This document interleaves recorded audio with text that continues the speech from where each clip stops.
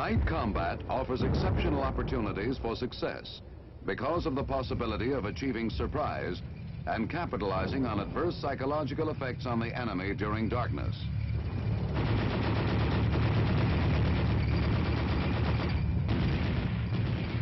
Basically, the fundamentals involved in night attacks are the same as in daylight attacks.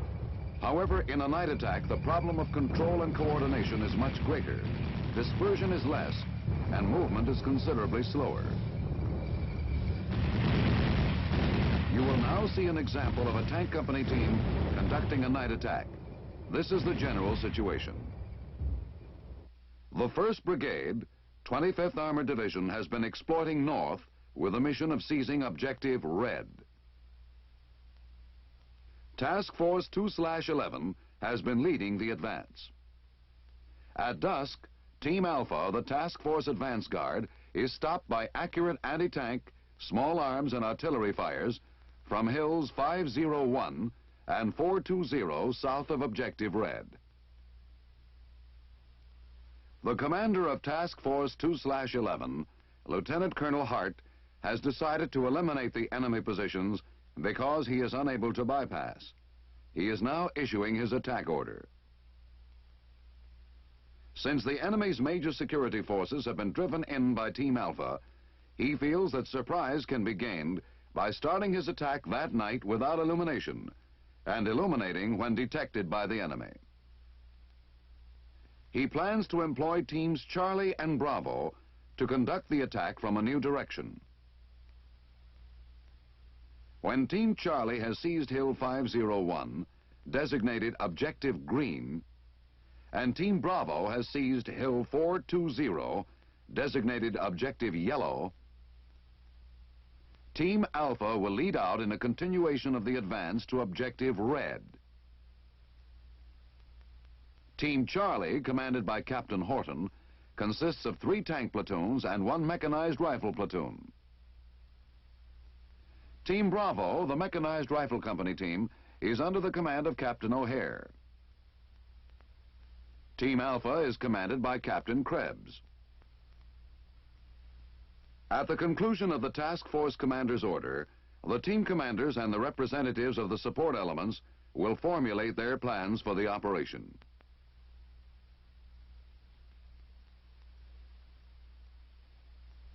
Our attention in this film will be focused on Captain Horton and Team Charlie as they prepare for the coming attack.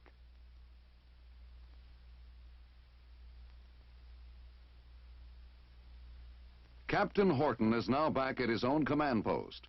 Prior to returning, he issued a warning order to his unit. Now he briefs his subordinates on his tentative plan. This is the plan. Team Charlie will move in column formation from its present location to the attack position. Then to the line of departure on these platoon routes. The reason the line of departure is along this main road is because in night operations, control is facilitated by use of readily identifiable terrain features such as highways, ridge lines and stream lines, wood lines, and so forth. Captain Horton will move his platoons across the line of departure in platoon columns. Phase line white, assigned by the task force commander, will be utilized to assist the team commander in controlling the movement of his unit.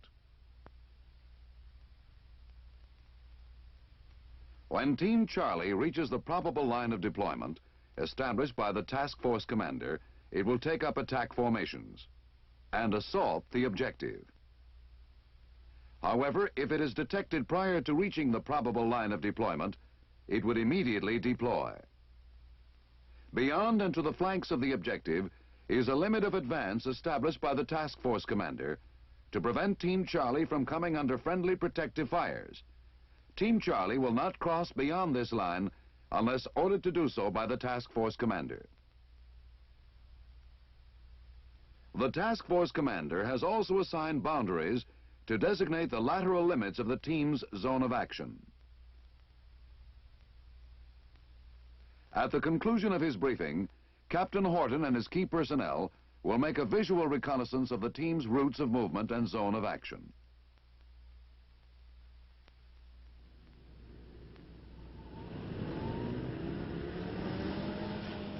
During his reconnaissance, the team commander selects an attack position. The position must be large enough to accommodate his entire force in the formation it will use in crossing the line of departure. In night operations, the attack position may be closer to the line of departure than in day operations.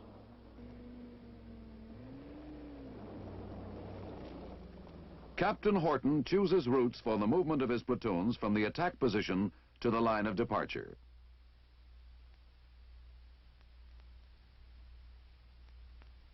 From a vantage point, he selects platoon points of departure from the line of departure. He also selects the direction of attack for each platoon from the line of departure to objective green.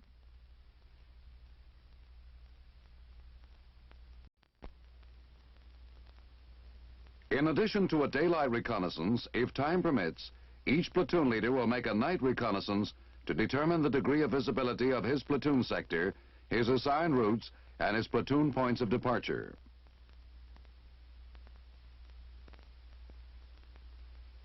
When Captain Horton and his subordinates are finished with their reconnaissance, Captain Horton will formulate his plan of attack, then issue his order.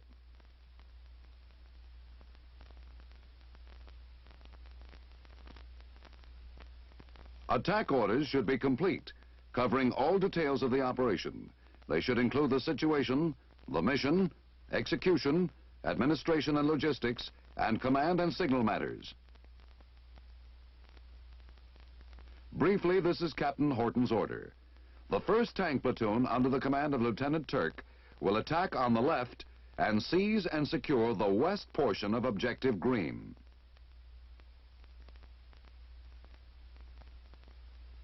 The 2nd Tank Platoon, under the command of Lieutenant Robinson, will attack in the center and seize and secure the north portion of the objective.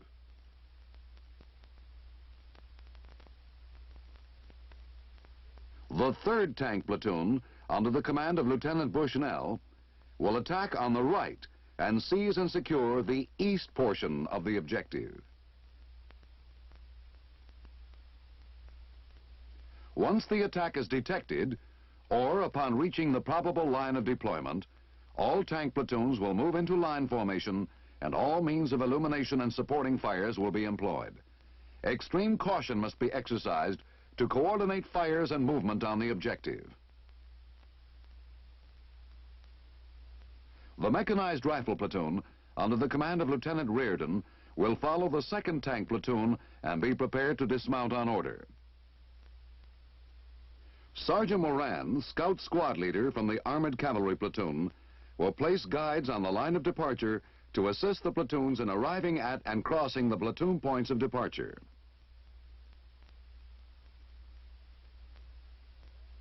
Sergeant King, the 4.2-inch mortar observer, will provide fires on call. Lieutenant Condon, the artillery forward observer, will continue the normal harassing fires until the team is detected. At that time, close support fires will be placed on the objective and shifted beyond it on call. He will also be prepared to provide illumination in the zone of action from the time the team crosses the line of departure until the objective is taken, and to fire illumination and high explosive rounds beyond the objective. Light aircraft will be used to assist in the illumination of the objective by dropping flares. When required, tanks from Team Alpha will illuminate the team's boundaries. Team Alpha's tanks are used to prevent dissipation of the combat power of the attacking teams. Team Charlie will cross the line of departure in 1 hour.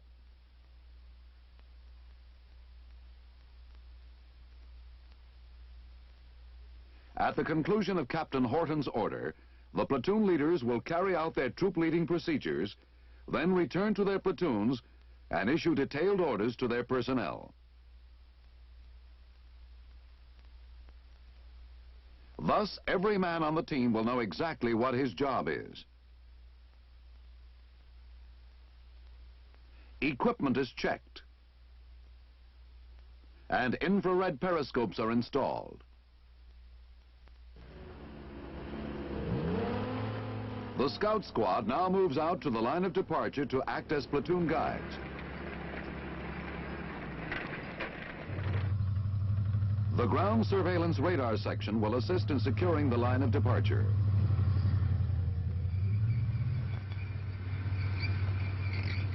Ten minutes later, Team Charlie moves out to the attack position.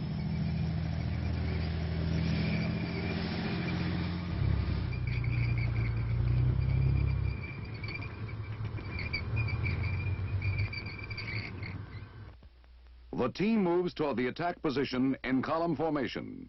First platoon, command group, second platoon, mechanized rifle platoon, third platoon.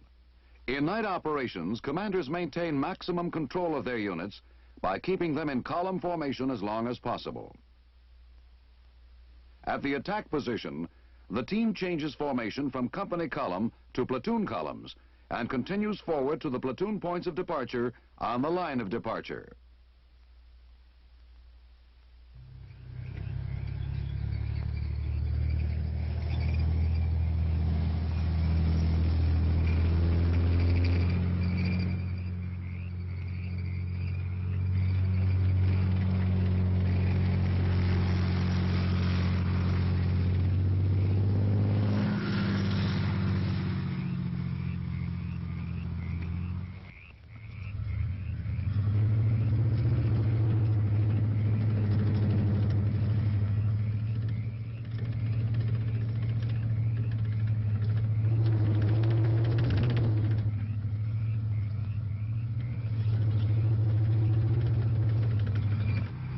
At the line of departure, the guides from the scout squad assist the platoons in crossing at their designated points of departure.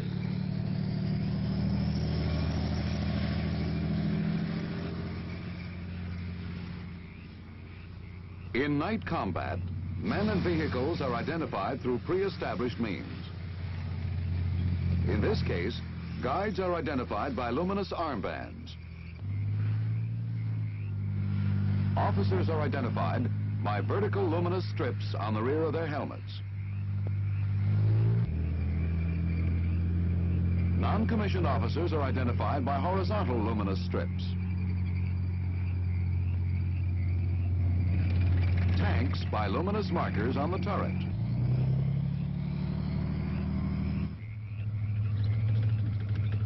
And armored personnel carriers by luminous markers or panels. After crossing the line of departure, Team Charlie's tank platoons move out along their directions of attack toward Hill 501 and are now approaching the probable line of deployment. On Hill 501, enemy forces are alerted to Team Charlie's advance and commence firing defensive fires.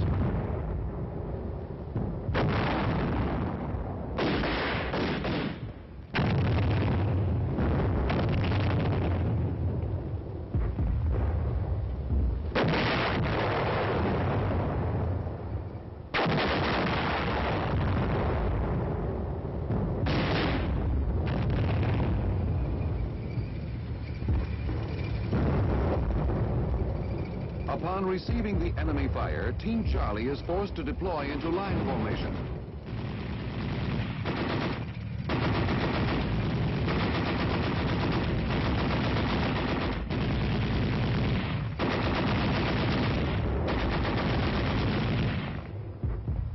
The mechanized rifle platoon deploys behind the second tank platoon, ready for commitment by the team commander.